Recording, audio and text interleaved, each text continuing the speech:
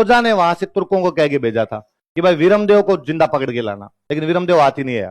वीरमदेव यहाँ पे लड़ाई में करता हुआ मर गया था, और कहते हैं उसके इतने अंग अंग कट के गिरे थे कि उसका शरीर मतलब धड़ कहीं पे जाके गिरा था, गर्दन कहीं पे जाके गिरी थी, हाथ कहीं पे कटा था, उसका पैर कहीं पे कटा था। भयंकर लड़ा था वीरमदेव इस युद्ध के अंदर। तो फाइनली तुर्कों को उसकी गर्दन गर्दन हाथ आई थी, इतना इतना उसके हाथ आया। तो कहते ये लेके गए फिरोजा के पास में, और फिरोजा को ले जाकर भाई हमें पूरा तो जिंदा तो मिला नहीं, तो उसने कहा था लाश ले आना।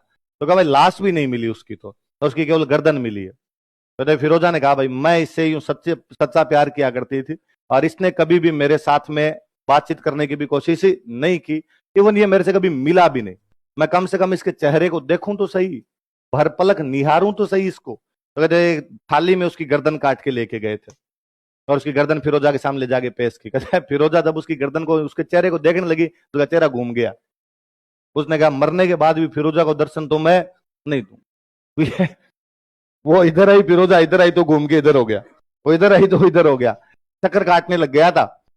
तो फिरोजा के बारे में दोहा है किसी कवि का। फिरोजा कहती है कि तज तुर्कानी चाल हिंदवाणी हुई है मैं, कि मैं तुर्कों की बातें छोड़कर हिंदू बनने के लिए तैयार हूं। तज तुर्कानी चाल हिंदवाणी हुई है मैं, मारा भोबोरा भरतार शीश ने धूण सोनिगरा। हे मेरे 7 जन्मों के पति सोनगरा, मेरे से सिर मत घुमा, मैं हिंदुओं की सारी बातें अपनाने के लिए तैयार तथा तुर्कों की सारी बातें छोड़ने के लिए